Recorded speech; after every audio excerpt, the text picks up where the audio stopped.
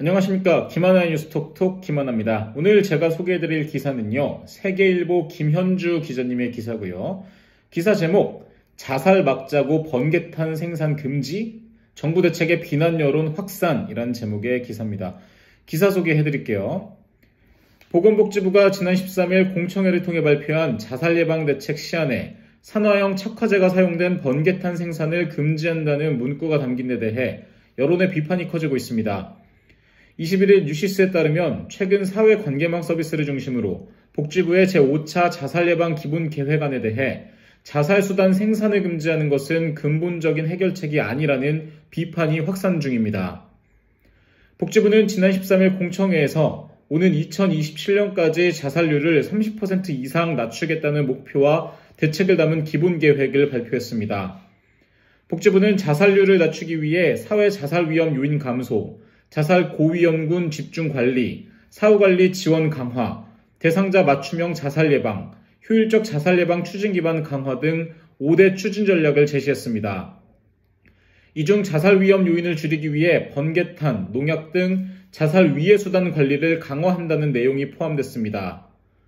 복지부의 기본계획에 따르면 번개탄 등 가스 중독 등으로 극단적 선택을 한 사례는 지난 2021년 2022명으로 전체 15.1%를 차지합니다. 번개탄으로 인한 자살 사망은 2011년 1165명에서 2021년 1763명으로 늘었습니다. 복지부는 번개탄의 경우 온라인 유통과 판매 제한을 하기 어려워 개인이 쉽게 손에 넣을 수 있다는 점이 문제라고 보고 있습니다. 이에 복지부는 관리감독기관인 산림청 주도로 산화형 착화제가 사용된 번개탄은 생산을 금지하고 인체 유해성이 낮은 친환경 번개탄 대체제를 개발한다고 밝혔습니다. 번개탄 외에도 수면제나 진정제, 마약류도 자살 위해 물건 고시에 포함돼 감시를 강화하기로 했습니다. 그러나 이를 두고 극단적 선택을 하지 않는 사회를 만드는 데 집중하기보다는 수단을 규제하는 것은 문제란 비판이 나왔습니다.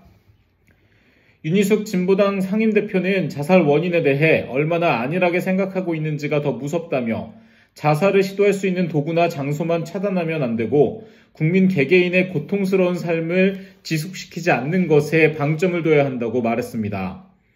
다만 이번 대책은 시안으로 어감이나 오해 소지가 있는 부분이 수정될 여지가 있습니다. 복지부는 공청회를 통해 수렴된 의견을 관계부처와 함께 검토해 기본 계획안을 보완한다는 입장입니다. 기본 계획은 국무총리 주재 자살예방정책위원회의 심의를 거쳐 확정됩니다. 진짜 참 웃겨요. 물론 이들의 취지는 번개탄 대신에 이제 다른 거를 개발해서 보급하겠다. 그거 보급하면 좋은 거긴 한데 지금 당장 번개탄으로 자살해? 그럼 번개탄 없애. 이거는 누가 달라요? 이게 어떤 게 있었냐면 저희 이제 장애인식 개선 관련 이제 강연 같은 걸 막 갈 때 들은 게 있어요. 장애인 친구한테 들은 건데 특수학교에서 장애인들이 이제 뜨거운 물을 먹다가 시각장애 친구가 손을 대인 거예요. 뭐 했는 줄 알아요? 뜨거운 물을 안 나오게 막아버렸어. 이런 말도 안 되는 일이 생긴 거죠. 내가 커피 먹다가 이제 체했어. 그러면은 이제 앞으로는 커피 금지 이런 거랑 똑같은 거잖아. 더 심한 거지. 번개탄이 생활 수단인 사람들도 있는데 뭐 친환경 번개탄 대체제가 이미 개발이 되어 있는 상황에서 그걸로 대체한다라는 거면 모르겠지만 이제 개발한다라는 거면 좀 그렇죠. 자동차로 교통사고가 났어? 그럼 자동차 없애. 이거랑 뭐가 달라요? 물론 시안이기 때문에 이제 또 수정되겠죠. 이런 부분들은 여론을 이제 조사를 받았으니까. 어쨌든 뭐 말도 안 되는 이런 정책 내지 말고 진짜로 자살에 대한 근본적인 해결, 물론 완벽한 해결은 어렵겠죠. 근데 사람들이 더 살기 좋은 그런 세상으로 정부가 만들기 위해 노력을 많이 했으면 좋겠습니다. 네, 지금까지 김하나였습니다.